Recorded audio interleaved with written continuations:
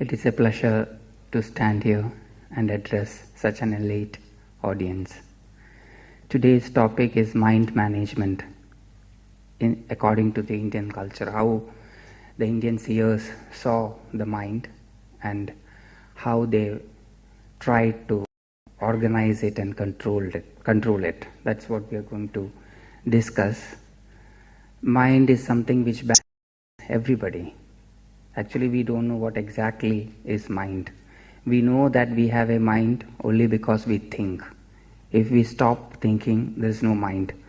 So the first way of defining the mind is that it is a bundle of thoughts. If there are no thoughts, then there is no mind, according to us. So for us, common man, mind is nothing but thoughts. But what is it actually, according to our Maharshis? That's what we are going to see. And mind is something, if you dissect the body to find out where the mind is, you won't find a place for the mind. And the modern science has started agreeing with our Maharshis to the fact that mind and body are the same. You can get this correctly into your mind if you ask the question whether the mind is within the body or the body within the mind. It will be a very difficult question to answer, because you can answer this question only if you have a mind, and you will have a mind only if you have a body. So it's very, very tricky question, whether the mind is within the body or the body within the mind. It's very difficult to answer. So body and mind are in some way related. And it is that the mind is a subtle part of the body and the body is the gross part of the mind. So they are very much interconnected. So before we try to manage the mind, we should at least understand what the mind is. Because you cannot manage something which you don't know. So you have to try to understand what exactly is mind. Once you understand what is mind, or have a slight idea about what exactly the mind is, then that knowledge itself will help you to organize. When you understand something, understanding helps you to organize and change it. You don't have to be you don't have to be told by somebody how to organize your mind. Most of us actually don't know what mind is. So let us look into the concept of mind according to our Maharshis. And when we look into the concept, we can find that it is such a beautiful concept that they have defined the mind in a very good way, and it makes things clear. So let us just look at what is mind. According to the Maharshis of India, they have classified the mind into 4 divisions. They have classified the mind as 4 different parts. That mind has 4 different sections. The classificational study is something very scientific. The modern science has invented classificational studies. So anything that is scientific will have the classificational study. And we say that it is scientific because it has got a classificational. For example, chemistry classifies the elements. And once it is classified, it is easy to study. Otherwise, it's very difficult to study the chemicals all around the world. There are many chemicals, many thousands and thousands of chemicals, and it's very difficult to study each chemical. So they found a way to study the chemicals by splitting them into molecules, and the molecules into atoms. Atoms are classified as elements. Some of the molecules also come under the elements, compounds, and like that it goes on. So elemental study, if you study the element and if you know the properties of the element, then it is very easy to study the chemicals of the world. Likewise with biology, zoology, botany, etc. Plants are classified, the living species are classified. Classificational study is a scientific study. And if you go through the Maharshi's discoveries, you will find this classificational study in their findings. They have classified and studied. But the problem with us is that to study the Maharshis, we need to know their language. We don't have their language. We don't know what they are talking about because we don't know the tongue in which they are talking. We don't know Sanskrit. Because we don't know Sanskrit, we are handicapped. And how do we learn about what our Maharshis have said? We learn it through English. English is a limited language. It's a beautiful language, but it is a limited language. So when you start learning what Maharshis have found, which has got multi-level of meanings, a word will have different meanings in different levels. So a word that conveys different meanings in different levels, when you try to translate that into a limited language, then the meaning gets limited. The meaning doesn't get conveyed, and you lose the flavor of what the Maharshis have said. So the only way to understand them properly is to learn Sanskrit. There is no other way. If we can learn the most difficult technical language of the modern world, the technical terms, the technical way of presenting equations, etc. of the modern world in a very short time, then it is easy for us to learn Sanskrit also, which is easier than the tensor analysis, the vector analysis, the calculus, and the rest. So it's easy to learn. But why is it difficult for us? We have never put ourselves into it. We always postpone it. The moment we start learning it, we start telling that it is very difficult to learn. So we postpone it. It's our postponement of learning that makes it difficult. Otherwise, it's a very difficult language, and I would urge all of you to start learning Sanskrit immediately so that you won't have to depend on people like me. You can be on your own. And freedom is such a beautiful thing that when you are on your own, you can explore it. You can attribute meanings to it, discover it, make mistakes of your own and correct yourself. You don't have to depend on somebody else. Otherwise, you will have to depend on everybody who stands on the side of the stage. And you will have to listen. You may have your own opinions, but you will never get a place to voice your opinions. So to verify it, to explore it, study the language. At least these many people are interested. They are coming from a very far place, have come through very difficult traffic and reached here, which shows that all of you are interested. So put that interest into action, learn this language, and through the language, go to the original theories of Maharshis. And when you go to the original, when you explore, you can find that you have classified the mind. The mind has got 4 sections in it. One part of the mind is that which helps us to remember things. It's called the memory. And that part of mind which helps us to remember things is called Chittam. That is the mind that helps us to remember things. The second part is that which helps us to find the right and the wrong, the discursive thinking, the intelligent thinking. Something is right and something is bad. Something is not good. This helps in this particular situation, this doesn't help in this particular situation. That part of the mind which helps us to think rationally, discursively, is called the intelligent part, and that's called the buddhi. Nishchayatmika buddhi, that which helps us to decide about something. The third part is that which helps us to imagine, visualize. The imaginative part, the visualization part, the bhavana. Bhavana is used. Bhavanatmakam manah. That part is called the manas, the mind. The mind that we know is that part, the imaginative part. That's the third. And the fourth one is the part which makes us feel egoistic. It's I feel that I am because I have a mind. I am because I have a mind. That is why the famous Western philosopher has stated, I think, therefore I am. That's a very famous, I think it is said by Nietzsche. Nietzsche is the person who said that I think, therefore I am. So the moment I stop thinking, I am not. So to make myself feel that I am, I have to keep on thinking. Otherwise I cease to be me. So that part which makes me feel the I is the feel egoistic. That is called ahankaram. So chittam, buddhi, manas and ahankaram. These 4 together makes what is called mind. So the brain, modern physiology, is included in what our Maharshis have called mind. So they don't separate mind from buddhi. It's not the brain. It's not just a function of the brain. The function of the brain is a part of the mind. Now let us go through each one of that. Let us take the chittam first, that which helps us to remember things. It's a very useful thing. We have to remember what we learned. We have to remember our way from our house to the office and back to the house.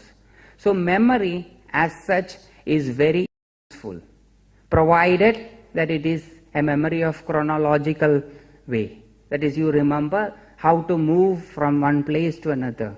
You remember how to operate your instruments, how to operate your car, how to operate your bank account. All these things helps you to live properly in day-to-day life. Your day-to-day, that part of mind which helps you to function properly in day-to-day life, that memory is very useful. But there is another memory, emotional memory. You remember, you store some amount of memory in your mind, some of the incidents, the good and the bad that you had in your life. And mostly the good moments are forgotten and the bad ones are kept. The good ones are always. Suppose you have a brother and the brother was so loving to you. At some point or some time he was not very kind or not to you. You just store that memory and forget the rest. So we have a tendency to keep all that is bad within us and forget all that is good. And that bad emotions which remains with us evokes within us negative feelings. And the next time we see that brother, we react to him through the negative feeling. We don't accept the fact that he may have changed. We had a very bad incident with brother 5 years back, but for the last 5 years you had no encounter with your brother, you had no interaction with your brother. What is it that remains in your mind? It's not the childhood experiences that you had with your brother when you had a fight and when you shared your things with your brother. No, those things are out. What stays within you is the last incident, which was a bitter incident. And you start building up on that bad incident. You add fuel to the fire. You start thinking about things which would never have happened, because this memory acts as a catalyst to bring in all negatives into the mind. And that negativity is stored within. 5 years later, when you see your brother, you interact with him through these negative emotions. And that is the problem with all the relationships. Most of the relationships are not fresh, not at the moment. The relationship are through the memory that you had in the past. So you deal with the present through the past memory. Memory is always the residue of the past. It is not the present. Memory is always that of the past. And you deal with the present with the help of the past. And the past is past. It is not the present. So your dealings will always be negative or not proper. So memory as such is good for day-to-day functions.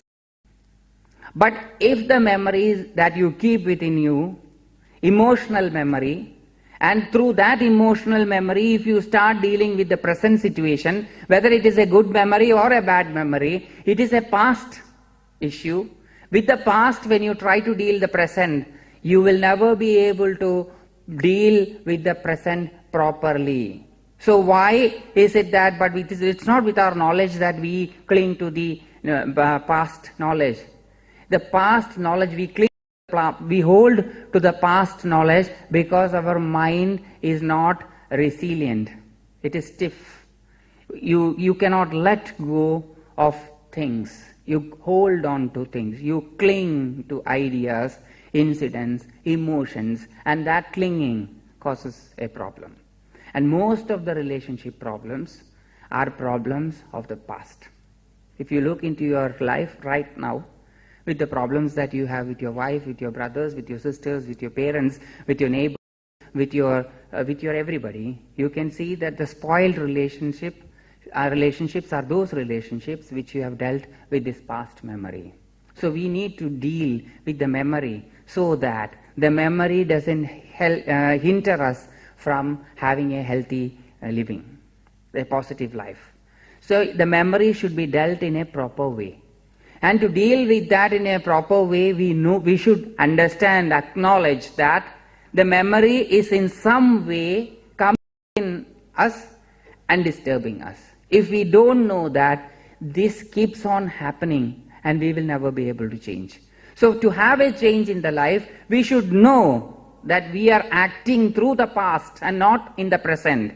And any action which is through the past is not a complete action. And a not complete action leaves the residues. And the residue is that which makes the problem. An incomplete file will keep on bouncing. It keeps on bouncing. It is finished. A finished file, a dealt with project never bounces. Any project, any file that is not dealt completely is half finished, it keeps bouncing. And most of the time, the situations bounces back, the emotions bounces back, because we have never dealt with it in a proper way. We never sit with an experience that we have. The moment we have an experience, we term it as good or bad. And the moment we term it as a good experience or a bad experience, we start smothering it. When it's a bad experience, you don't want to remember about it. The more you don't want to remember about it, the more it comes out. It's like the prescription, the action that, or not the action, the pathyam, that is, the pathyam is what you should do when you take certain medicines. You should not eat this, you should not do that. One Vaidya, the one doctor, gave a prescription stating that the moment you take the medicine, you should of a monkey. And any time such a statement is said, whenever you take this medicine, you start remembering the monkey. So when you term something as good or bad, mostly the bad. And the bad nobody wants. And the bad is pushed down deeper into the mind. The more you try to push it, the more it comes, the more you feel bitter. So the problem comes because of our tendency to classify things as good or bad. And all of us like to be always good, and we don't want to have anything bad. You cannot have that. When there is a good, there is always a bad. When there is light, there is darkness. When there is darkness, there is light. You cannot have darkness alone without having light, and you cannot have light alone without having darkness. So these two, the good and the bad, are two sides of the same thing. You cannot have one and discard the other.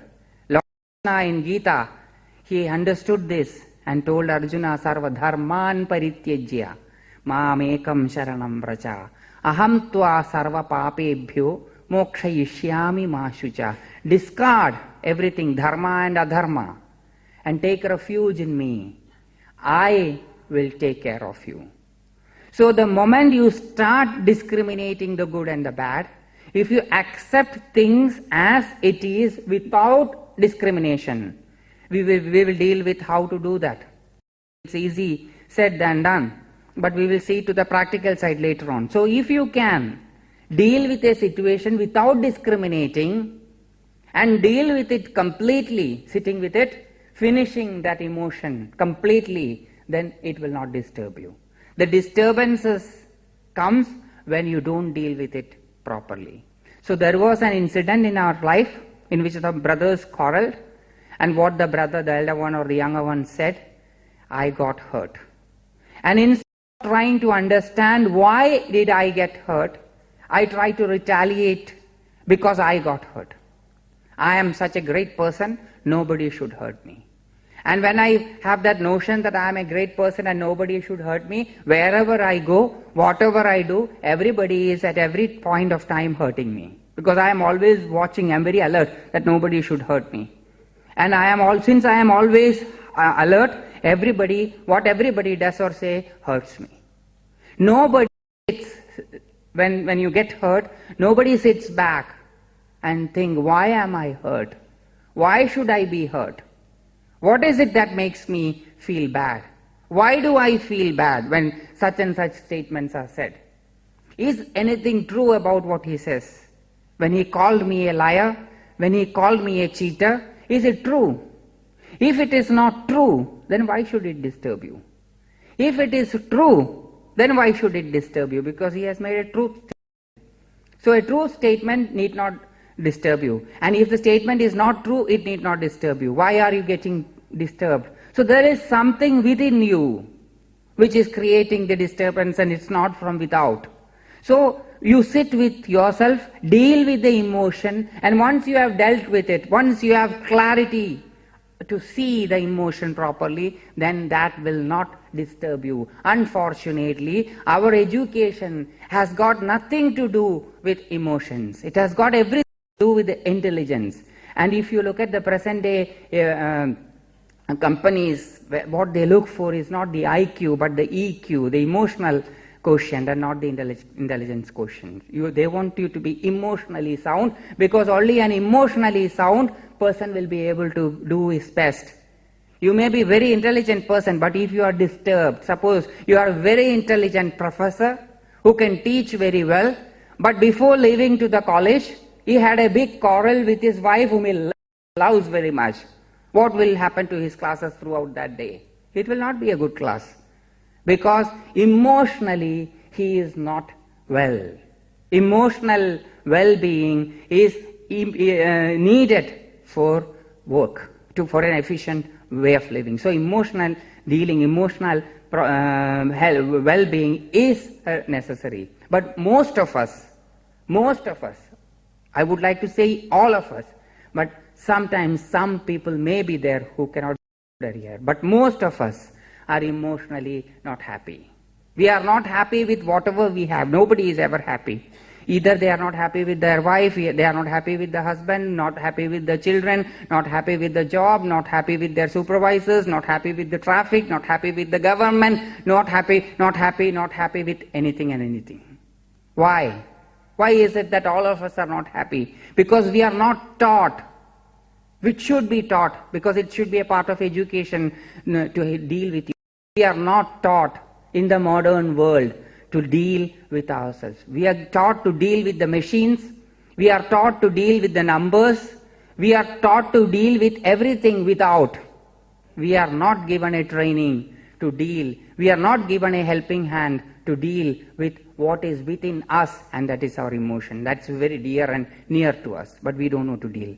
So dealing the emotion is very, very important for an efficient living.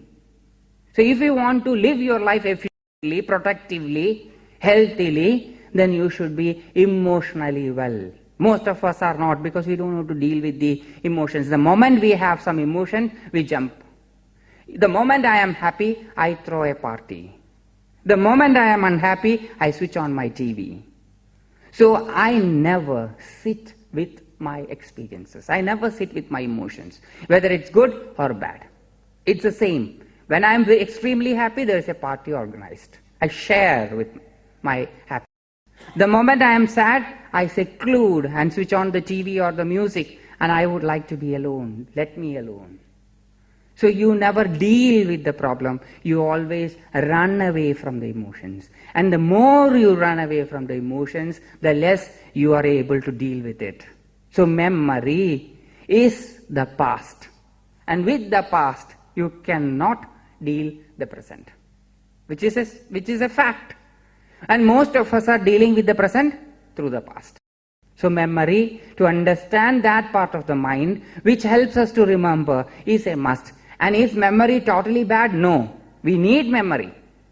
We need memory to function. I need to remember the password to enter the computer. I need to remember my PIN to get money from the ATM. I need certain things. I need to remember certain things so that I can function properly. But I need not carry over that remembering to other parts so that it hinders my day-to-day life. So memory should be understood in its proper sense. And we should know when something disturbs us, if we sit and analyze why that particular situation disturbs me, then we will find out that it is because we have something within us which gets disturbed. And if you can deal with that something, your life will be happy. If somebody calls you a liar, if you get upset, sit with yourself and think, why did that person call me a liar? So if you find that there was no reason to call you a liar, then ask the second question, why am I disturbed when he called me a liar? So you may find out that deep within you, you have this tendency to lie. You have this tendency to cheat. But since you are born and brought up in such a culture, where everybody has told you that you should not lie and you should not cheat. You have made yourself believe that you should not lie and you should not cheat. Cheating and lying are considered to be bad. So you want to be good because all the teachers call good boys. So everybody wants to be in the good books. So I push off this fact that I am a liar and I am a cheater back deep within my mind, and when somebody pokes me, calls me that I am a cheater or a liar, I feel like being found out. I am unraveled. So did that he know I am a liar? I don't want to show anybody that I am a liar. I know that I am a liar. I know that I am a cheater, but I don't want to see. I put on a face to show everybody that I am a fine person. This is not according to the Indian culture. In India, that is the beauty of India, I would say. I would like to take the example of the liar. In India, lying, if your innate tendency is called the dharma.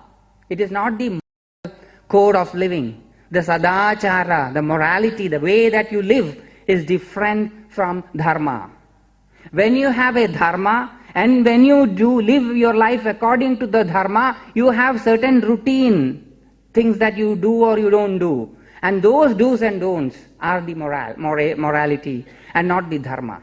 So if your innate nature is to steal, is to cheat, is to lie, do it. Don't stop. Do it. And when you do it properly, without having a guilt, without having inhibition, when you start stealing, and if you steal properly, and Indian rishis have said, when you steal properly, when you cheat properly, you may be able to see the Saptarishis. Ratnagara met with the Saptarishis. He was a big robber. And he was a highway robber, and he used to rob anybody who passed the highway. And he didn't rob for himself, it was for his family also. He met with Saptarishis. There was a dialogue between them. That dialogue changed Ratnagara into Valmiki. See what a beautiful culture it is. It can change a robber to a saint. In no other culture you will see this. So this culture, now why don't we know these things? Because we are influenced by the Western standards. And the Western standards have the root. The Western standards have the roots in Semitic religions. And the Semitic religions, dharma is morality, do's and don'ts. So they tell you not to do this and to do that, because the God has asked you to do this and not that. So whether it is within, resonating within your inner self or not, it doesn't matter much. You have to do this or not do that. But what if you have this internal urge to do it? It is only in India that it is said, do it. That is why in Sri Rudra, Lord Shiva is praised as the Lord of Thieves. Taskaranam Pataye Namah. Of thieves. In Gita, in the 10th chapter, Vibhuti Yoga of Gita, Krishna says, I am the robbery in a robber. So it's dharma. Whatever it is your dharma, do it. If you want to steal, steal properly. But it should be done with not to earn money. I want to make big amount of money, so let me rob the bank. No. Don't do that. Don't do that if it's not in accordance with your inner self. Because if it is in harmony with yourself, if you innately feel to do so, do it, and you will achieve the God. There are many stories in Indian culture.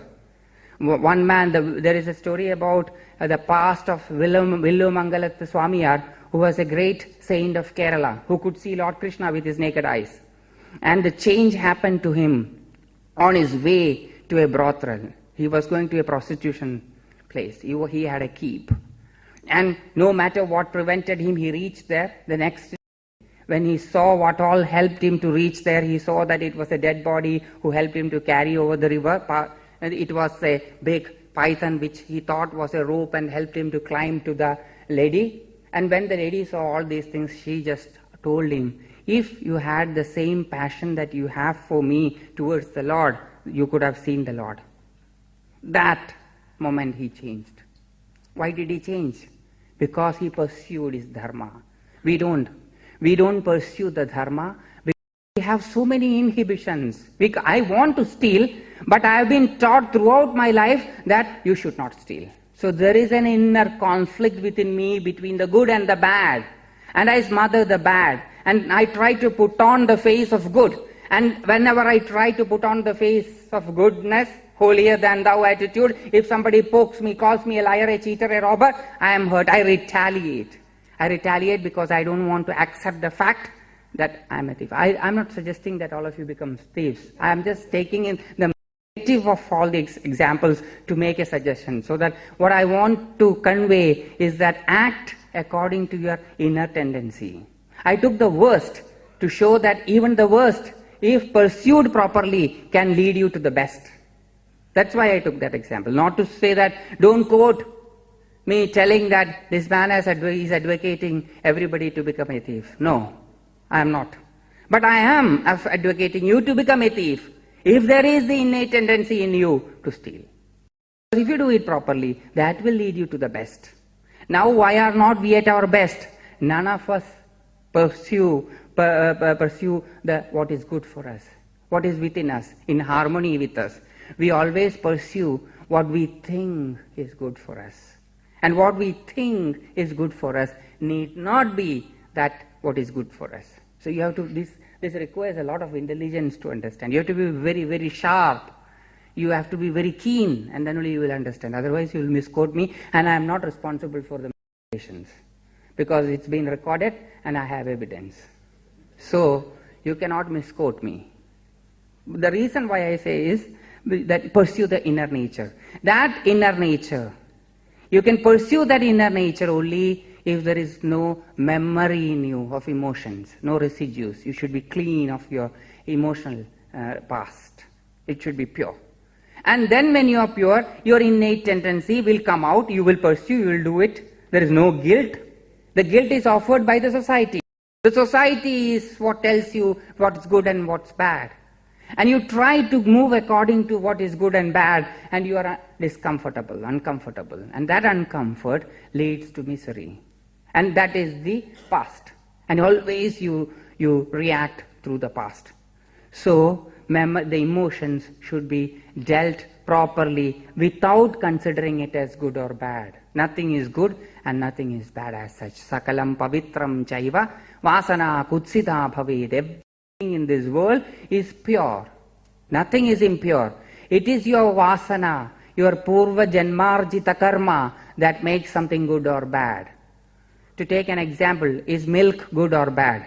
It depends on the situation in which you are. If you have a diarrhea, then the milk is bad. If you are just coming out of your sickness, if you had a big fever and you are recovering, then milk is good. So the situation decides what is good and what is bad. Sakalam pavitram chaiva sarvam khalam brahmam ishavasyam idam sarvam yat kinjit jagatyam jagat mattah parataram nanyat kinjit asti dhananjaya. There is nothing other than me. If everything is me, that is Lord Krishna, then who are you to tell that something is good and bad? If everything is Isha, Isha is the Lord, Isha avasyam idam sarvam, idam sarvam Isha avasitam, Isha is the Lord. If everything is spread out, is diffused God, then who are we to say that something is good and something is bad? So everything in the world is divine, it is pure. So deal with an emotion fully. If you don't deal with it immediately and completely, it remains with you as the past, and that memory of the emotions disturbs you. So if you don't want to disturb, then deal with it. So that much about a memory, because if we keep on talking about it, that itself will take one big session. Because to deal with this is very, very important and very interesting also, because most of us don't know how to deal with it, and this is what creates a lot of problems in our life. But that much for now. Let us go to the next, that is the intelligence, the buddhi, which tells you what is good and what is bad. And if the buddhi has to tell you what is good and what is bad for you in that context, your buddhi, your intelligence should be sharp and clear, and you should be able to think properly. And to think properly, the memory should be correct. So it's all linked together. If the memory part is not correct, then your thought will never be correct. Your thinking, your intelligence will never be correct. So the buddhi, to decide what's good and bad, it will be correct only if the memory part is corrected. And when the memory part is corrected or correct, then your decision at that moment will be correct. And the decision, what you think as good and bad, what decides to if a fact is a fact. You believe that there is a fourth dimension. Have you ever experienced about the fourth dimension?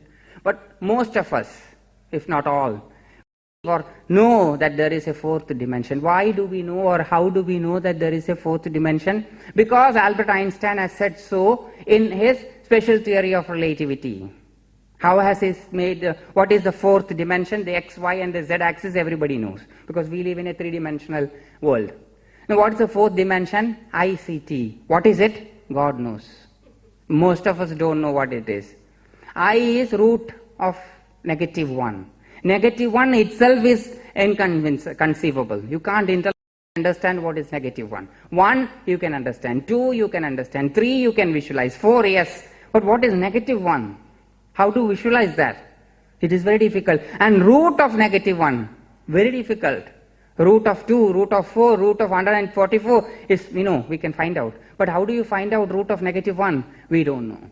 Can you understand it? No. Can you conceive it? No. And c is the velocity of light and t is the time. So for the fourth dimension is t. But we all believe that, we know that it is true, and we will argue for hours to make that statement, convince somebody else that it is true. Why? We have never experienced the fourth dimension. But why do we still believe? Because Albert Einstein has said so. And who is this chap? He is a German-born American. Oh, very nice. He wears a coat and a suit and a tie, and he must have smoked a pipe, looks like a man, shaved well, looks well, speaks English. So a good man. Whatever he says will be true. And what about these Purva Janma and Punarjanma? Maharshis. Who are they? They don't wear anything. If at all they wear anything, they wear what the Westerners wear as a tie, as a langoti. Just one loin cloth. And do they apply any talcum powder or any perfume? No. Just the cemetery ashes. Do they take bath every day? Have they clean? No. They don't look good. And they don't speak English.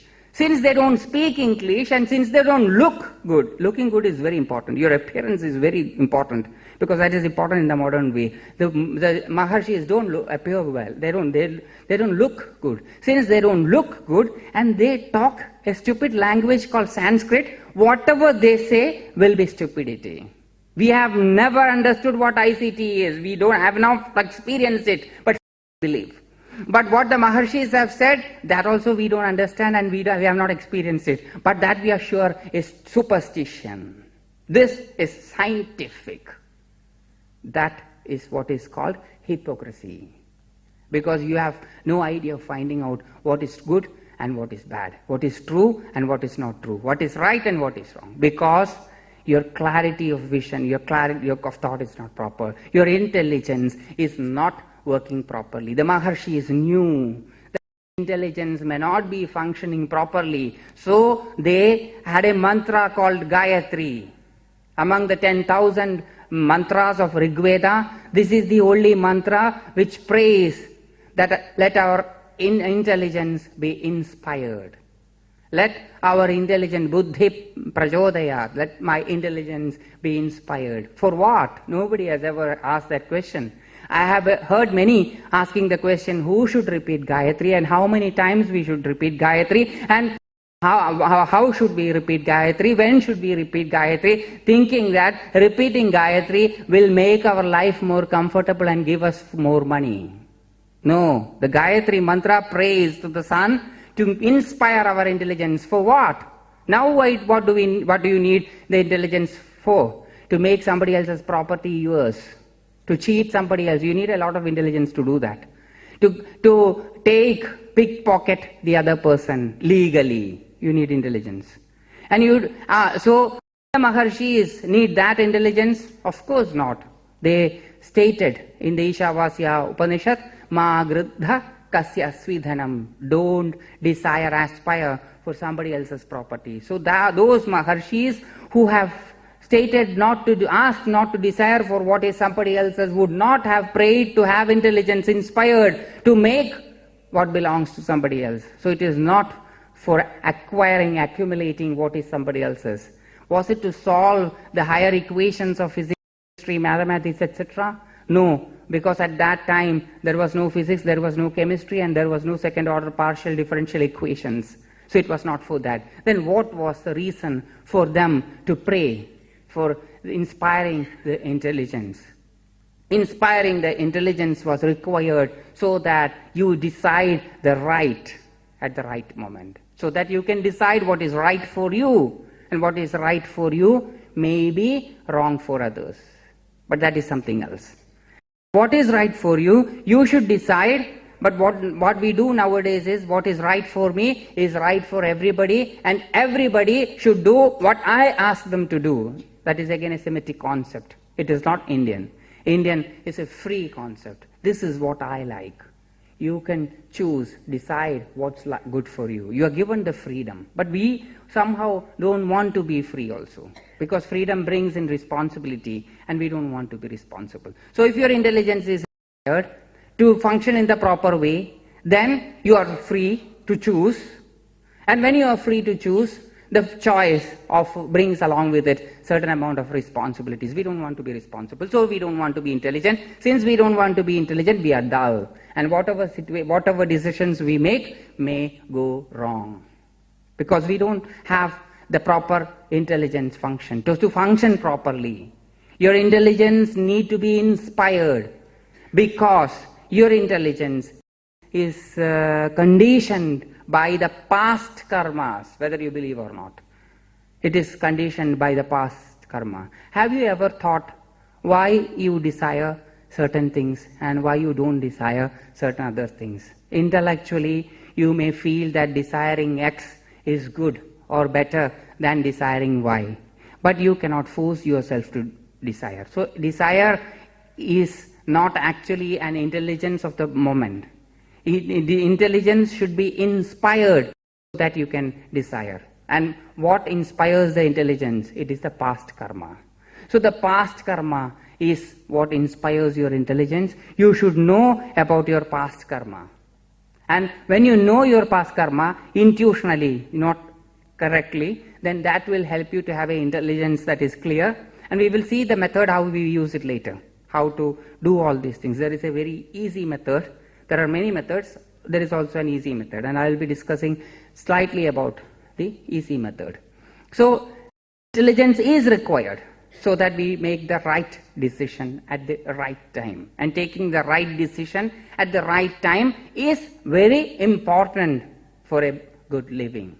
So having a good memory, having the ability to deal with the past so that the past doesn't interfere with the present, and when the present offers certain situations to you, you should have a proper intelligence to decide what is right and what is wrong. If the decision goes wrong, then everything goes wrong. So the intelligence is very, very important. The intelligence is controlled by the past karma. So you should be inspired to do the right thing. So inspiration. It is not the intelligence of the modern times that we are talking about. It is not the intelligence required to solve a problem or write a poetry. This intelligence is something more what we can call as the intuition. So it is an intuitional intelligence which is required. It is actually hunch feeling and not the gut feeling and not the brain feeling. So intelligence is that. That is what is intelligence according to the Maharshis. Buddhim prachodayat. Let my buddhi, my intelligence, be inspired so that I do the right thing always. That is the second part. The third one is the imaginative mind. The mind that helps you to imagine, visualize certain things. And it is very important to have a visualization mind. Albert Einstein has stated time in his life that it is a must that you have a mind that dreams. Maybe not all the dreams may come true, but it is very important to dream. A dreaming mind is a visualizing mind. If you don't dream of anything, you don't do anything. So dreaming mind is important. Daydreaming is important, because most of the greatest discoveries have come because the scientists, the producers, all daydreamt. So daydreaming is important. Visualization is important. But if the visualization goes wrong, then your life becomes a misery. For example, somebody has made some statement in some context. You carry it over through your memory because you have never dealt with it. That remains with you. And when it remains with you and when you are free, when you don't have anything to do, you will start playing with the words. What did he mean by what he said? Oh, maybe he meant this, maybe he meant that. And you attribute meaning to the words that he has spoken. You visualize, you blow up the situation into such a thing which is far, far, far away from the reality. Your imaginative mind is creating the whole problem. It is imagining, visualizing things which never would have taken place. So memory, not properly dealt with, joins the imaginative mind, the visualizing mind, and blows up the whole situation to the negative. You attribute, and people who attribute meanings to words which unnecessary meanings to the words are called in the modern world as sentimental people. He is a very sentimental person. So you have to be very careful when you deal with a sentimental person, because he can attribute meanings to your words which you have never meant.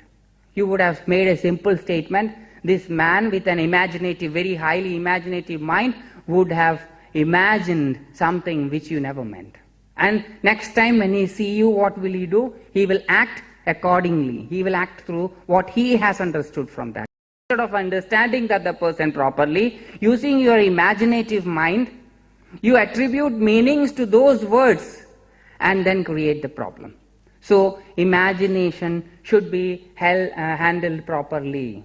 Imagination is a requirement. You need to imagine, because it is most of the discoveries that the scientists have come out with are discoveries of imagination. The poets imagine. And the Maharshis have said, imagination is not enough. You should visualize. Imagination and visualization are two different things, but of the same mind. Imaginative mind. Imagination is algebraic. You imagine one after the other. Visualization is seeing, so it is geometric. You see things as a whole, it is visualization. Imagination is the verbal, one after the other. So the one after the other, that is how we are all trained. Most of our thinking are in the algebraic way and not in the trigonometric way, geometric way. And since it is in the algebraic way, we call the algebraic way of thinking as the left side of the brain thinking, left side thinking. And when you think in a holistic way, that is a geometrical way, it is the right brain thinking. So the right brain thinking is very, very important. Some of the modern psychologists are of the opinion that the dreams that you have early in the morning, they come true. They come true because the dreams that you have early in the morning are the function of the right side of the brain.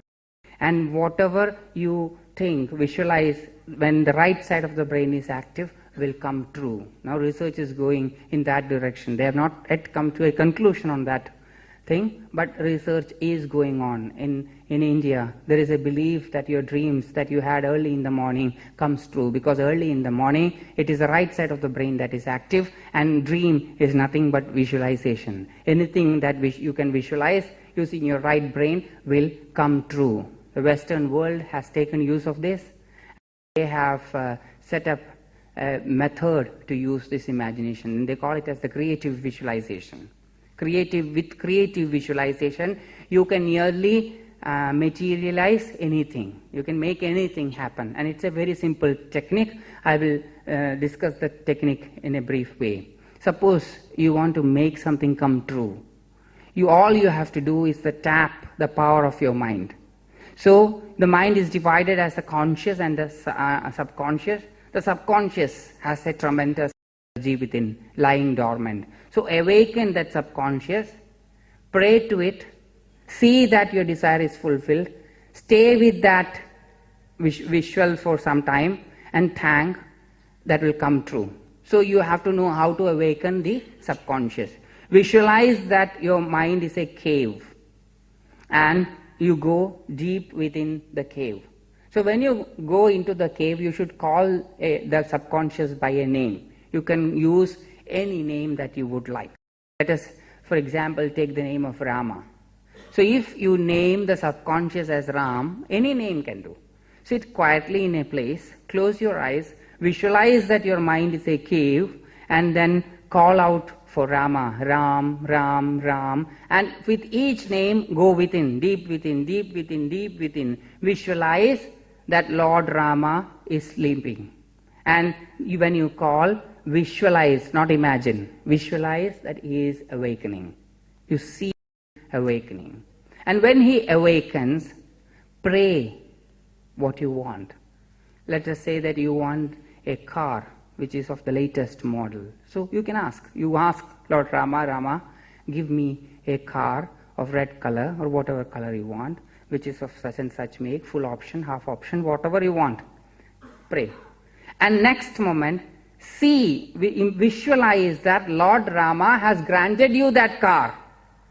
And have the experience that you will have when you ride in that car. You see that car within your mind, open the door, enter the driver's seat, put the seat belt, visualize that you're going, have the same experience, feel that experience that you will have if you get that new car and have a ride in it. Visualize that you move in the roads of Dubai in that car. Visualize yourself standing at the traffic light, getting in the traffic jam, all those things for 10 minutes. After that, you slowly come back, get out of the car, get out of the feeling, thank Lord Rama for granting your desire, fulfilling your desire. Oh Lord Rama, I thank you very much that you fulfilled my desire. Come out slowly. As you went in, come out slowly of your mind. Visualize that Rama has gone back to sleep. Do this for some time and your dream will come true. The consequences you have to bear. But it will come. Because you're a free person, you can choose what you want, but with every choice you have a responsibility and the consequences you have to bear. So you have to be careful when you desire for something. That's your problem. Because sometimes you may get that car and you may have an accident. That is your issue, not mine. So you have to be careful with your desires. You should be able to deal with the desires. So how will you be able to deal with your desire? How will you be able to say whether to desire or not only when your intelligence is proper? See how these are connected. So for a healthy mind, for a healthy living, for a happy living, all these should be in its proper condition. If it's not proper, it won't work well. Visualization has a tremendous power. Different, the profile is different, the theme is different, there are so many differences. So personalize it. This is the machine.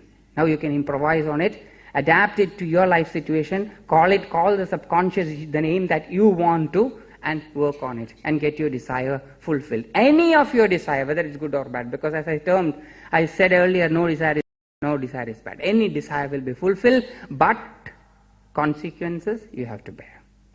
Because you can't blame me. I am not going to take any of the blame, any responsibility for what I say. I am just giving you directions. It's up to you to go or not to go. When you decide to go, it is your decision, not because I told you, because you think that it is right. So all the consequences is yours. Don't think that I am going to shoulder all the responsibilities. No. So that is a true Indian. He just shows the way and he moves on. The responsibility is on the individual. We have somehow forgotten all that. We want to become a part of the group and not the individual. We don't want to stand on our own. We want to be dictated, at the same time made to feel that we make the choice. We want, as the Latin proverb says, the world likes to be cheated. It's a world. World wants to be cheated, and they want to complain that they are cheated. It's because we want to be cheated, we are cheated. So you have to take the responsibility. That is the Indian culture. You are responsible for your life, not me. All that I show is the way. I am just the guide. The Guru is just the guide, not the sole responsible person for everything that happens. So you have to be on your own. So this culture, if you learn properly, will make you independent individual. Not a false independence, false individuality, but a true independence and a true individuality. But most of us don't like all these things. We like to cling. We don't like to be healthy people. We like to be cared for. We like to be caressed. We like to be taken care of. We don't want to take the responsibility. So learn this culture in its proper way and you will be independent. No doubt about it. And again, I would like to mention, to learn this culture, you need to learn this language. And why should I learn this language? Because I would like to learn the culture. Why should I learn the culture? Because every human being, somewhere deep within him, likes to be free. Any man on the earth would like to be free. Our education does not make us free. It makes us listen to the teacher. And the good boy is that boy, or the good student is that student who obeys the teacher. And when you obey somebody, your individuality is of no use.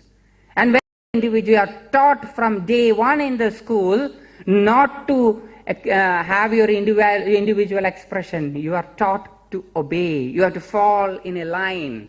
And everywhere in the world you go, you have to queue up. Queuing up is good for a certain extent, but ideological queuing up is not good.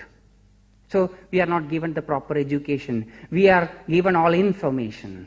We are given all technological knowledge, but not proper education. Proper education will make you free, independent, and an individual. And most of us don't want. That is why the cult gurus come up. They come up. They are all gurus. They make their own groups. And they make statements and commands that nobody should go to some other group. Because the guru fears that if you go to that group, and if you may find that guru better than me, then I will lose a customer. And I don't want to lose a customer. My disciple is my customer. Because I get something called Guru Dakshina. Place times when Guru Dakshina has to be submitted. I am a parasite. The Guru is a parasite. The disciples are also parasites. That's why we have so many. Nobody wants to be independent. To be independent, you have to be intelligent. To have the intelligence inspired, you should have a proper memory and a proper imaginative mind. So these are all requirements for a good living. So visualization is very important. It can make things happen. And it can also, when things happen in the positive way, it makes you happy. It can also make life difficult for you. There is a CD released recently. I think you can get it in the internet. The name of the CD is The Secret. And there are lots of scientists, psychologists, counselors, etc., who talk about the secret power of visualization, how you visualize, and how visualization is also connected with positive thinking. Most of us think negatively. When you think negatively, by visualizing something negatively, you attract the negative. The like attracts like. So when you visualize something negative, suppose you don't think that I don't want any enemies. Think that I want many friends. Let everybody be my friends, not that I should not have any enemies. When I say that I should not have any enemies, that is a negative thought. When I say that everybody should be my friends, then it is a positive thought. Positive thought will attract positive, and negative thought will attract negativity. That is why Lord Krishna called Arjuna all positive names. He was summoned, he was called with all positive names. Let us go back to Gita and interpret that Gita context and find out how it can help our life. Arjuna was taken to the battlefield, in the middle of the battlefield, and exposed to his enemies. The moment he saw Dronacharya, Kripacharya, Bhishma, Karna, Duryodhana, etc., he started trembling with fear. He started having the fear of losing the fight. And anybody who thinks that he will lose the battle of life will become a spiritual person. The same happened with Arjuna. He started talking philosophy. He started talking to Sri Krishna and he told him, "Oh Lord Krishna, They are all my relatives. Look, he is my grandfather, he is my uncle, he is my guru, he is my this, he is my that. How can I kill my relatives? A rational question. An intelligent question. How can you kill your relatives? The other question is, didn't Arjuna know that all these were his relatives before he entered the battlefield? Or did he realize that these are his relatives only after he came into the middle of the battlefield? Only if we ask that question that we will understand, we will realize that Arjuna was scared of losing the battle. It was the fear that made him lose the battle. Most of the spiritual people nowadays are scared people. They are running away from the life. So running away from the life, they say the life is illusion. It is Maya. Sarvam Jagat Sarvam Brahmam Satyam Jagat Mithya Jivo Brahmanapara. The whole world is an illusion. So don't be in the world. Come out of the world. And all the listeners also feel like coming out of the world when they are in the hall. When they go out of the hall, they are still in the pool. They have no idea. They are confused. The speaker talks so rationally that the listener is impressed. But when he goes to face the life, that life is not an illusion. It is a reality. So he doesn't know. So I think spiritual person is a person who deals with his life in a proper way. And a guru is a person who helps his disciple to lead the life and face the life. Here Arjuna is helped by Krishna. Krishna understood Arjuna and he found out that this is not because of philosophical thoughts, lofty thoughts, this is because he is scared. And to that person who is scared in the battlefield, he calls Arjuna as the Arjuna who is scared, who is shivering from fear. He called Arjuna as Param Tapa. Param Tapa is one who creates fear in the mind of the enemy. Param Tapa. The one who is scared by seeing the enemies is called as Param Tapa. One who is scared of defeat, who is worried about failure, he is called as Vijaya, the victorious. One who doesn't have even a land for the needle to be picked, he is called as Partha, the lord of the land. One who is penniless, standing shivering in the battlefield, is called as the Dhananjaya, one who is victorious and has enough wealth. Look at all the callings of Krishna. It is all positive. You will not see a negative call. And this negative call, the positive call, is addressed to a person who is scared to face the life. He was not talked in terms of negativity. Krishna addressed Arjuna in positive terms. And in the last, he stood up and faced the battle and he won the battle. And when he was asked to face the battle, he was offered the pros and cons. Arjuna was told by Krishna that he may win the battle or he may lose the battle. But don't bother about it. If you win the battle, you get the Rajashri, you become the king. If you lose the battle and if you die in the battlefield, don't worry, you get the Veera Swarga, the heaven of heroes. So both ways, you are not going to lose. Since you are not going to lose, stand up, Krishna. Arjuna, Klaibyam Masmagamah Partha, Naidatvayupapadyade, Kshudram Hridaya Daurbalyam, Kshudram Hridaya Daurbalyam, Tyakto Tishtha Parantapa. Now what do? When we have to start a new business, do you take into account that you may win, you may succeed in the business or you may lose in the business? Immediately you go to an astrologer. And you will start that business only and only if the astrologer tells you that all the grahas are in the Shubh positions and you will succeed. You have to be assured. There is no guarantee.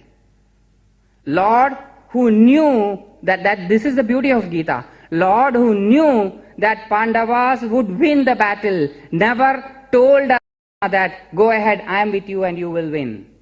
Krishna knew that the battle will be won by Pandavas. But when he spoke to Arjuna, he told Arjuna that you may win or you may lose. Both ways, but you gain. And in the 11th chapter, when he shows the universal form, the Vishwarupa Darshanam, in that Vishwarupa Darshanam, it was shown that the Kauravas were defeated and the Pandavas won. So think, why did not Krishna tell this Poor Arjuna in the beginning, as the astrologers now tell all of us. We are so scarecrows, we don't want to do anything. We want to be assured. What happens? We are all not heroes, and heroes are the only one who can tread the path of spirituality. So most of the people, most of us are Arjuna in the battlefield, like the scared Arjuna. We need a Krishna. We need a Krishna. The time beckons the avatar of a Krishna who will lead us to face the world. We may win, but let us face it. When you face it, as I said earlier, when you face the world properly, that facing of the world will lead you to the best. And that best is what is best for you, not what you think that is best. So visualization should always be positive. And all our scriptures, take for that any scripture talks to you about the positive visualization and positive thinking. But as I said earlier, no way of understanding all these things other than by listening to the speakers, because we are handicapped. We have no knowledge of that sacred language. We have forgotten that language. We don't like that language. So what should we do to understand all these things in its proper way? There is only one way. Learn this language. It's very easy to learn. There are so many courses offered in the internet, online courses. There are books. Learn, read, understand, apply it to your life. Be on your own. But as I said, we don't like. We like to cling. We like to be cheated. The Latin proverb is always true, that the world likes to be deceived, and we are deceived always.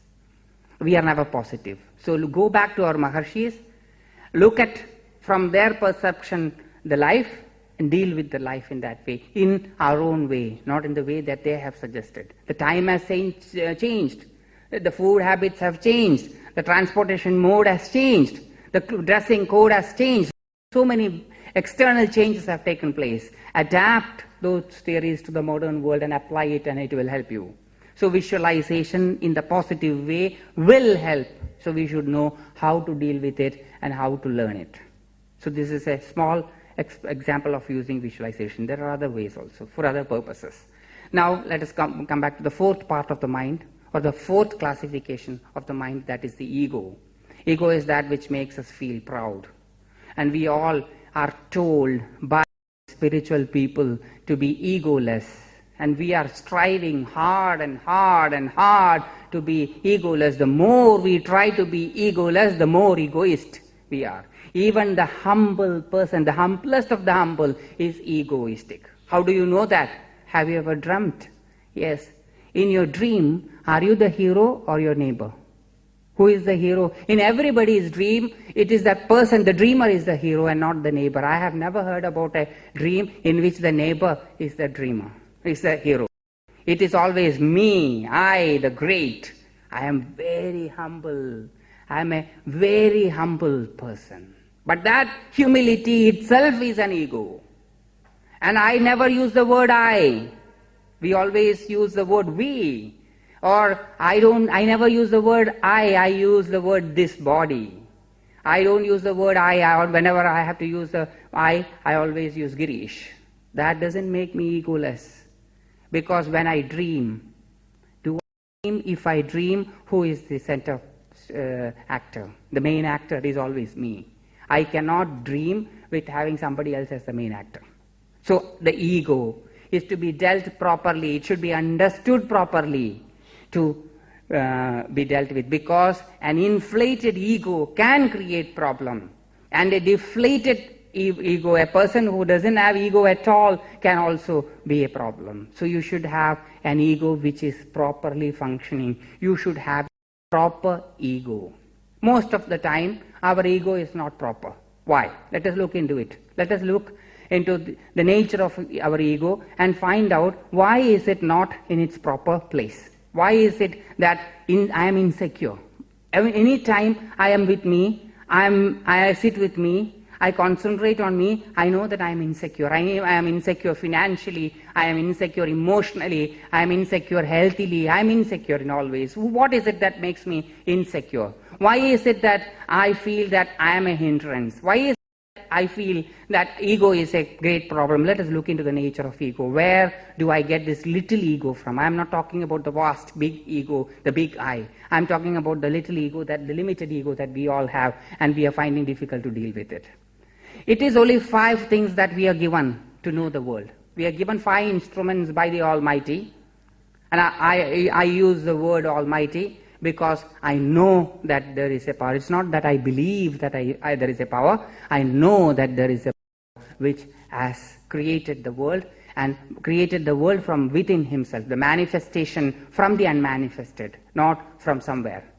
So there is a power, there is a Shakti, there is something, you can call that by any name, which is beyond me, which has created me, or from which I have come forward. You can use any word for that, any name, any God, any name will do. But that has equipped with instruments with which I can know the world. And those are the only 5 instruments with which I can know the world. It is the eyes that helps me to see, the nose that gives me the smell, the tongue that gives me the taste, the skin that helps me to touch and know, and the ears which help me to hear. So my world is a world that I see, I smell, I taste, I touch, and I hear. There is no world other than this. These are the 5. These 5 things, permutation, combination of these 5 makes my world. And since these sensory organs are used to know the world, they are called in the technical jargon of Maharshis as the Jnanendriyas, the Indriyas, the sensory organs that gives me the knowledge. Look at the word, an apt word. Look at their wordings, it's very apt. Karmendriyas, the organs of action. So organs of action, the organs of knowledge. Knowledge, it gives me knowledge of what? The world. So my world is what I see, smell, what I taste, what I touch, and what I hear. Now let us look at the way in which these 5 instruments function. When I see something beautiful, whenever I use the word, it means each one of us. I means each one of us, I, not my I alone. When I see something beautiful, what do I feel? Whether it's a 2-year-old baby or a 90-year-old person. When somebody sees something that is beautiful, what is it that you feel? I want it. Have you ever thought of getting something that you think is beautiful to your neighbor? Nobody has thought. Not even the most philanthropic of all has ever thought what appears beautiful to his, to donate what is beautiful to him to his neighbor. My neighbor has a good car Porsche. The car Porsche is empty. There is a new model of car coming out. I have enough bank balance with me. Let me buy a car and give this beautiful car to him. It looks good in that house. Nobody has ever thought of it, and nobody is going to think about it. Because that is beautiful, I want it. So I strive to get it. When I see something beautiful, the eyes issues an order to me, my eye, desire, and I have no way. I desire. I am just an obedient servant of my eyes. Because until and unless I see something, I don't desire. So I desire because I see something. So my sight, my object of sight, eyes, is decided to be beautiful by eyes, and my eyes issues a command, and I desire. So then I issue an order to my hands and my legs, my organs of actions, they work. And if something that is beautiful is somewhere, it is not mine. If it is to be mine, it has to be brought into the realm of my area. It should be brought within my realm. It should be within my domain. So I work hard, my legs and hands work hard at my command. I am at the command of my eyes, working hard. I get that beautiful thing, and it comes closer and closer and closer to my body. As it comes closer and closer and closer to my body, the beautiful thing, which is very beautiful, my eyes is so much glued to it, it can't take off. It starts giving such a disgusting stink. It is such a stinking thing that my nose starts getting irritated. Will my nose think that my eyes is my neighbor? Will it think that love thy neighbor like yourself? Will anybody's nose think, oh, he is my brother, we have come from the same womb? We belong to the same mother. We are neighbors. Let me suffer and let my eyes have that is beautiful. Will any nose think that?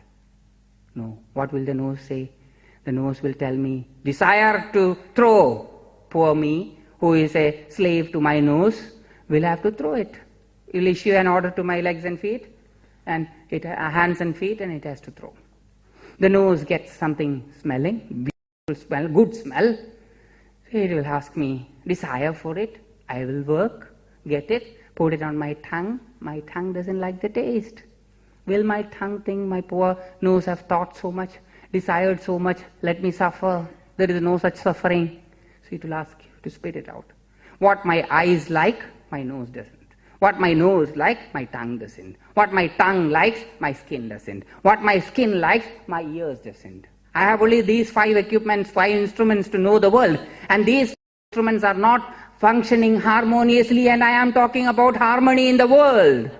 I am talking about harmony in the world. Love thy neighbor like thyself. My eyes, my nose, my tongue, my ears, and my skin, which are the closest neighbors in the world, they cannot function harmoniously. And I am talking about world peace. I am a hypocrite.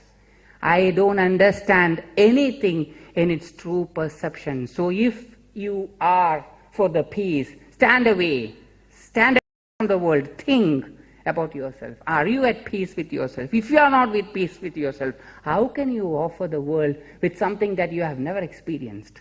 How can you give something of the world which you don't have? So you should think about all these things also. So our topic is not that, so let's come back. So I am a product of my sensory organs. I come up only when my sensory organs function. How do I know that? In deep sleep, there is no ego. When the 5 offices are closed, there is no use of the peon. So the peon goes home. There is no ego. Now the peon, imagine there is a peon in an office. There are 5 offices in 5 departments in that office, and we imagine that the department heads are at fight with each other. What will be the position of the peon in that office? The peon will be the MD of that office. So it is like that with me. I know my office heads are fighting with each other. So I, the peon, think that I am the head, MD of my office, and I the great. Every time I am scared of being found out. That makes me insecure. So without properly understanding me, without properly knowing me, it is very difficult for me to move in the world. So I should be dealt with properly. And we all talk about egoless people. Have you ever seen a person who is egoless? I have not. I have not seen a person egoless. We cannot be egoless because the ego is inbuilt within the system. If you look at the tattvas, the Sankhya tattvas in which the world is created, ahamkara tattva comes under the maya tattva, prakriti, ahankara, it's coming under those. How can the ahankara, which is a byproduct of the maya, purusha, prakriti, buddhi, etc., come out of it? It is impossible. It is nearly impossible. So you have to know exactly about your ego. Why is it making a problem? It is creating a problem because it is not in its proper place. The peon, which is of the office, which has 5 department heads fighting with each other, he visualizes and thinks that he is the MD. That is what causes the problem. So know that your I is not the MD, he is a peon. The moment you know that it is a peon, the problem is solved. Nobody wants to fight with a peon. The problem is immediately solved. There is another reason also for my insecure feeling, my disturbances with my ego.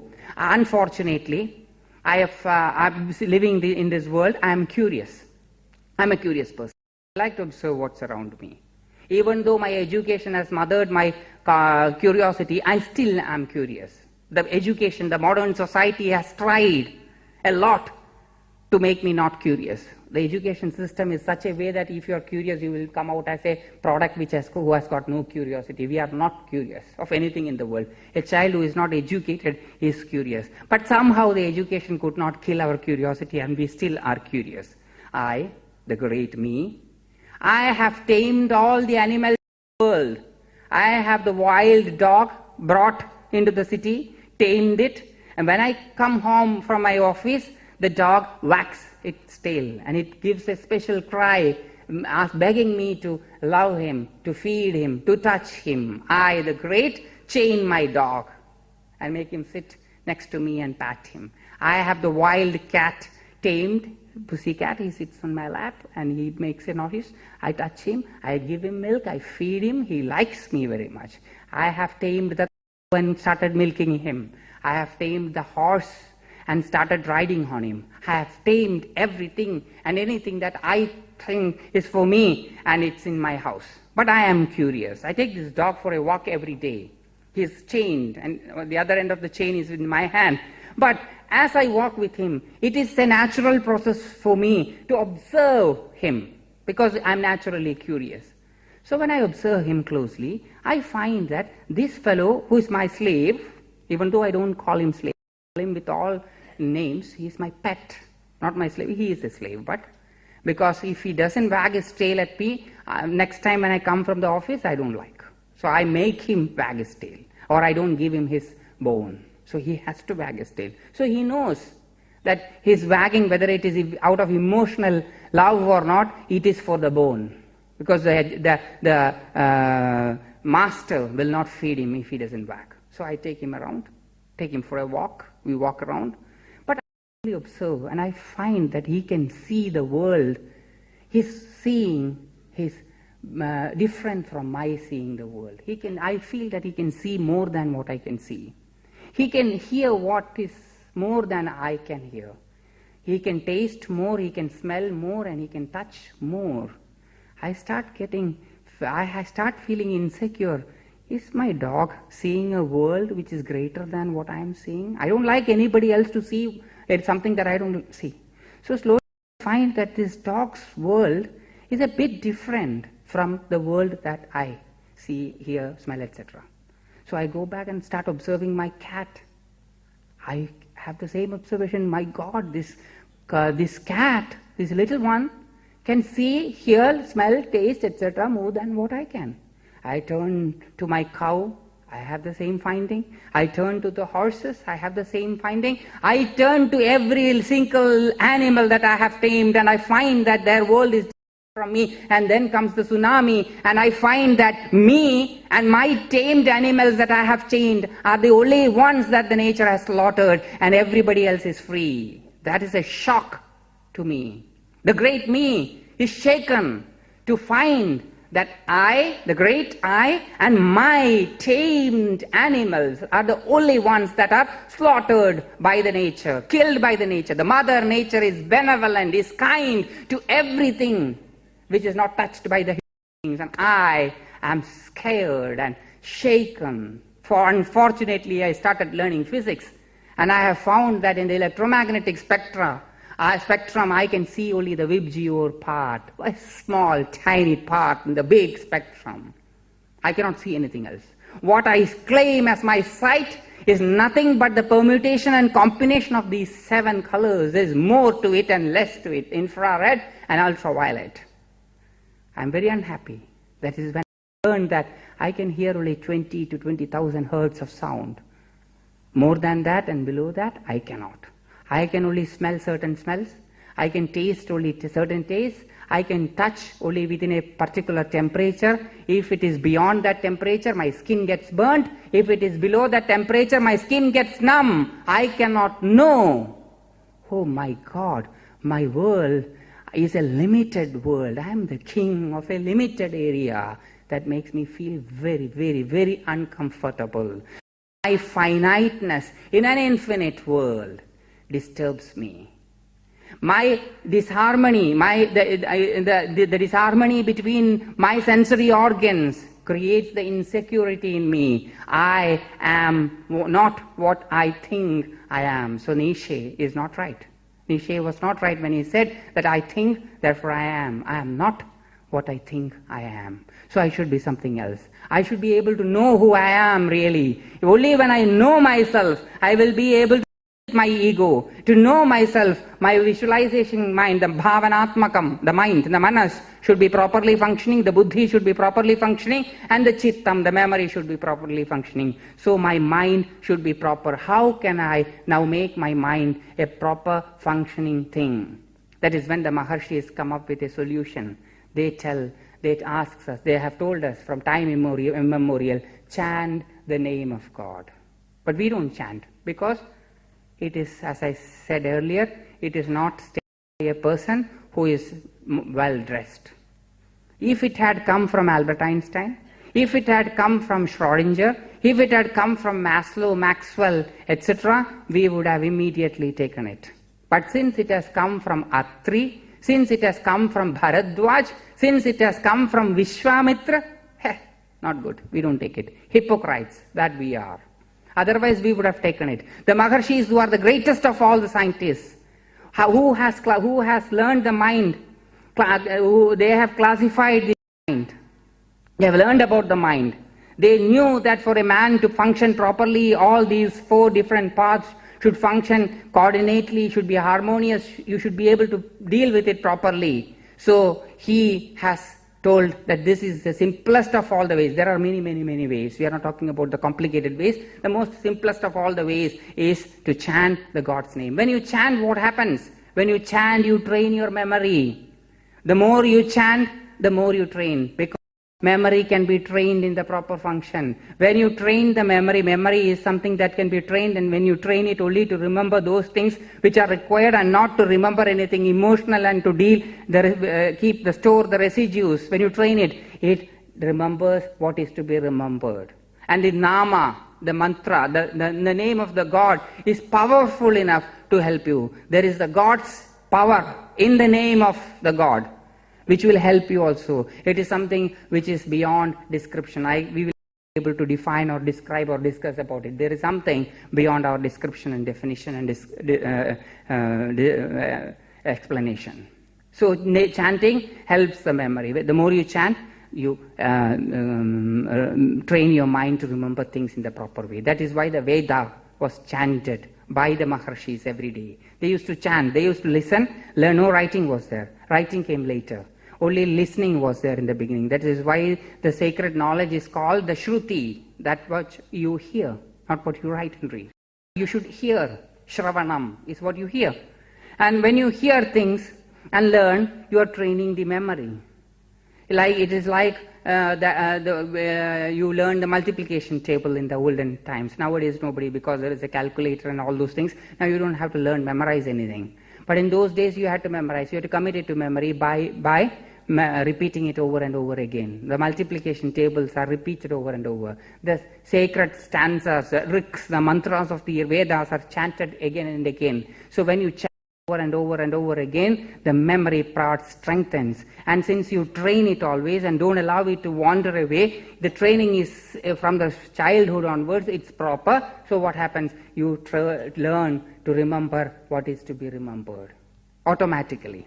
So chanting the name over and over and over again will help you to train the memory part. The next is the intelligence. It should be inspired. It should be inspired, and the inspiration is from the past karmas. The name is a conscious word. It's not an unconscious sound. It is a conscious word coming out from the God. Anything that comes out from the God is conscious. That conscious word, when you chant over and over again, what happens is that your past karmas will wither off. The good and the bad, both the karmas will wither off. Your karmas will be properly tuned, and your intelligence will be properly inspired by chanting. It is because of the power of the name. That is why we are asked to choose the divine names, and the divine names will help you. Choose one of the names, Narayan, Narayan, Ram, Ram, Shiv, Shiva, anything. It will help you to deal with the past karmas, and the past karmas are something which we cannot again. There are so many things which we cannot explain. And even in our present day life, there are so many things which we cannot explain. I would cite an example and then come back. We all have tasted sweetness. We all know that the sweetness of sugar is different from the sweetness of jaggery. Can you explain to me the difference? You and I have experienced it. But can you explain the difference of the sweetness of sugar and jaggery? You cannot explain it, you can only experience it. In the same way, these things cannot be explained explicitly, but can only be experienced. You can only be pointed towards it. You have to do it and find out. So I know that it will help. So I am not worried about whether it will help or not. I know for sure, I can guarantee you on that it will help. So if you want to take my guarantee on it as an assurance, you can do it. Otherwise, you can explore and find a way. So chanting the name inspires the intelligence by dealing with the past karmas. So the intelligence part is taken care of. And also there is another thing. Each name of the Lord has a meaning. And the intelligence is that part of mind which dwells on the meaning of words also. It is that part of brain which gives meanings to the words, which interprets words. It is the intelligence. So when a nama of God is chanted, there is a meaning also with the name. So I think about the meaning of the name.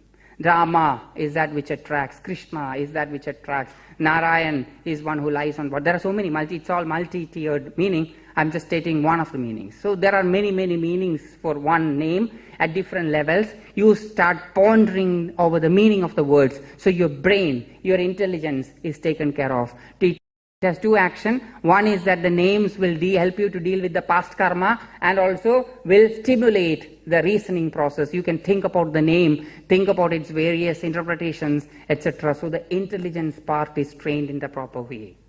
Each name, each sound will have a form, and the imaginative visualizing part of the mind can start visualizing the form of the name.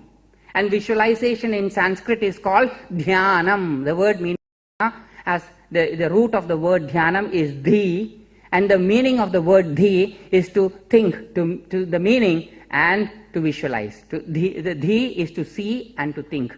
So dhyanam means intellectualizing the meaning. Dhyanam also means visualizing. It is a two-tiered word, two-leveled, two-headed word.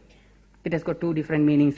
So visualization is seeing the form. So when I chant Ram, Ram, Ram, I visualize the form of Ram within the bow and the arrow, with Sita, Lakshman and Hanuman, with or without. It is your personal choice again. The moment you hear the word Ram, the form comes in automatically. You chant Shiv, Shiv, Shiv, Shiv, Narayan, Narayan, Narayan. So you train the visualization part. And when you start visualizing the Lord, you will find that it will be difficult for you in the beginning to visualize the whole picture. You will have to either start from the feet to the head, or you will have to start from the head to the feet, because you are trained to visualize in the algebraic way. That is, you are trained to imagine and not visualize. So slowly what happens is that as you practice and practice, abhyasena tu kaunteya, with practice, yoga karma sukaushalam, the dexterity, the skill comes in.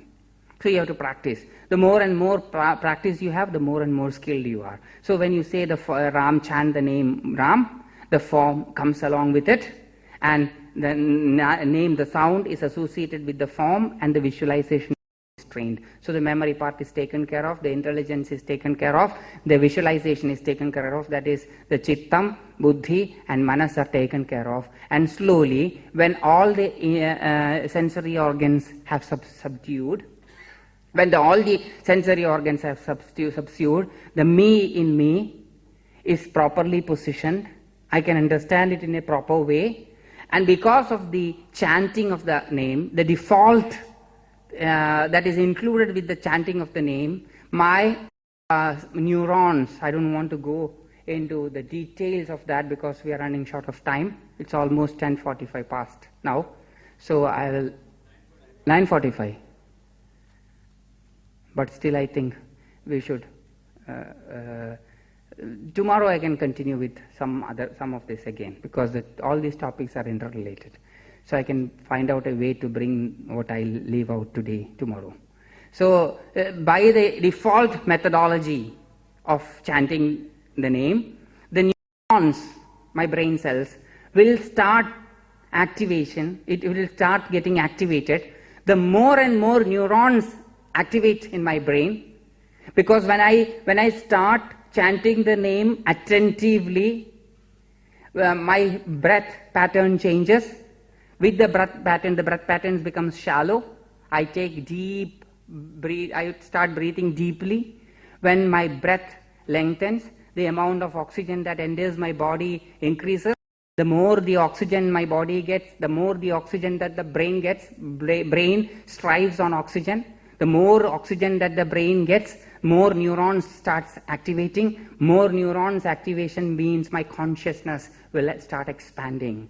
By chanting the name, my little limited consciousness starts expanding, and it will expand and expand and expand, and it will come to a point when I know I am the world and I am that is beyond the world. That is what is called in our culture, in Indian culture, as Atma Sakshatkar, Moksha.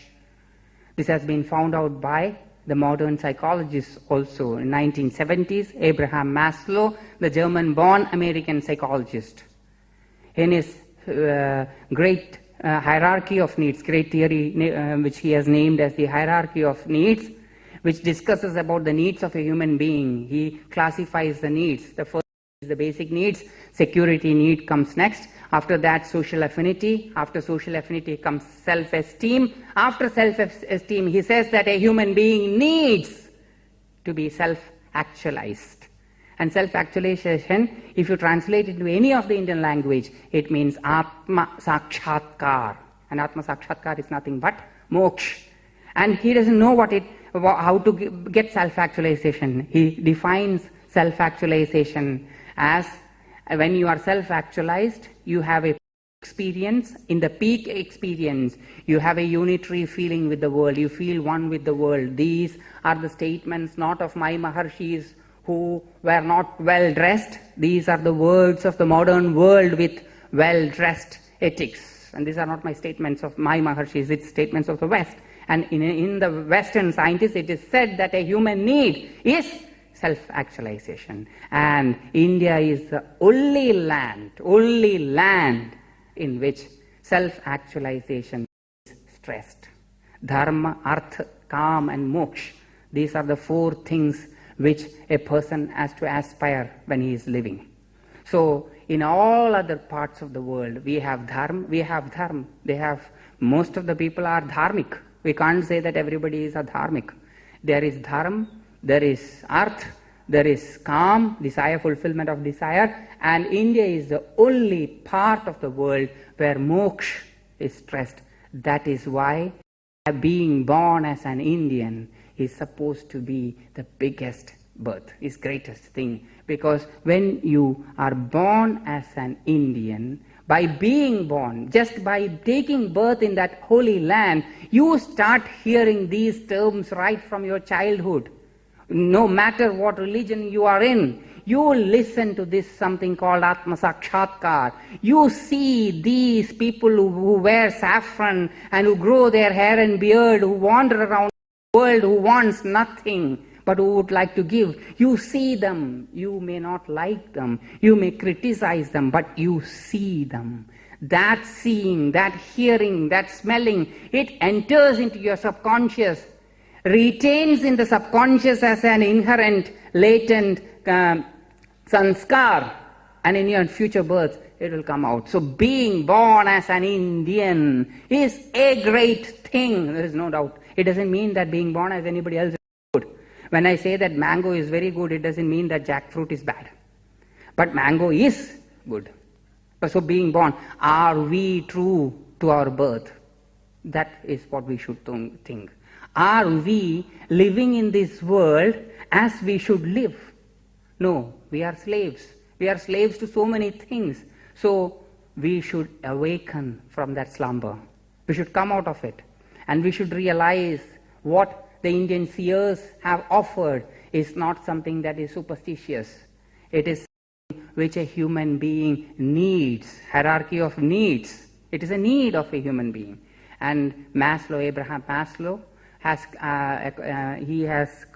he had to name some people who had the self-actualization, and in that names, in that column of names, he has included Albert Einstein, Schrödinger, Max Planck, etc. as realized people, because he didn't know anything about, not much about the Eastern culture. So these are all people who are realized, and when you read their books you can find that. That's true. So, but he didn't know how to get self-actualization. He didn't know anything about it, but he found out there is something called self-actualization. And what he found out in 1970s were found out long, thousands and thousands and thousands of years before in India. Atma labhan na param vidyate. There is nothing greater than knowing one's own self. And when you know one's own self, you will know that you are the world. When you know that you are the world, you are responsible for the bombing in Pakistan, you are responsible for the bombing in Iraq, you are responsible for the calamities all over the world. Are you going to do anything? Or are you going to just seek your petty lives out? If you learn this culture, that may be the reason why nobody wants to learn this culture. When you know all these things, you become a responsible person. You take up the responsibility of tidying up this world, bringing peace into the world by attaining peace to yourself. When you are at peace, you can make the world at peace. But we can do only, or we can know about those things, we can handle those things only if we know how to handle our mind, because it is the mind that makes our life miserable or happy. Yet manakritam tatkritam rama yoga vasishta. What is done in mind is what is actually done. I would give an example for that also. And I am a diabetic patient, and my doctor has advised me to ampute my right leg 1 inch knee. So I have fixed a date in the hospital and has given an advance for my operation. Somehow a thief entered into my house with a sword.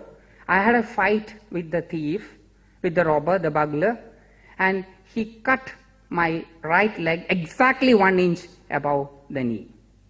Somehow I could get into the hospital at the right time. I was cured. But what will be the reaction towards the thief who cut my leg? Will I pay him the rest of the money that I have given in the hospital, or will I take him to court? But I got my operation done exactly 1 inch above the knee, but I won't give him the remaining money. I will take him to the court, because it is the intention, not the act, that matters. So yet manakritam tatkritam rama. What is done in the mind, with the mind, that is more important. So mind is very important, and we need to learn to manage our mind, because it is with our mind that we do everything. It is these 4 things that helps us to live or makes us live. So we need to know our memory, the chittam, the intelligence, the buddhi, the visualizing imaginative mind, the manas, and the egoistic mind, the ahankaram. We should know these 4 sections. We should know how to deal with it, and deal with it in a proper way, so that we fulfill life. This is what I would like to discuss with you this evening. And this topic is not complete, but and I don't intend to give a complete version of thoughts. I would like you to explore, and I don't want you to cling on to me. I want you to let free. You be free. I just want to arouse your curiosity. Once the curiosity is aroused, you know how to go, because the God within you will lead you. I am just an alarm clock which is set to ring at a particular time, and I have rang. I have awakened you. Now it's your job. Once you are awakened, it is not the responsibility of the alarm clock to decide whether you should brush or have the coffee first. It is yours. So my job is just the alarm clock's job, and I'm trying to awaken you, but nowadays the alarm clocks don't awaken us. We keep the snooze. We have the time, and when we are awakened, we again switch it off. 5 minutes snooze. So tomorrow I'll come one more time as a snooze, trying to awaken you. So with these few words, I'd like to come to the conclusion. This may not have been a complete section, but I think I have told enough so that you can pursue on your own. And I would like to thank my Guru, Shri Madhavaji, for having let these ideas through me. When I was speaking to you, I was just an instrument in his hands. All the thoughts that came to me was from him, and I am what I am because I bowed my head at his feet, and the dust of his feet made me talk. So with all humility I bowed before his holy feet and offer you these words of thoughts. With that I end. Namaskar.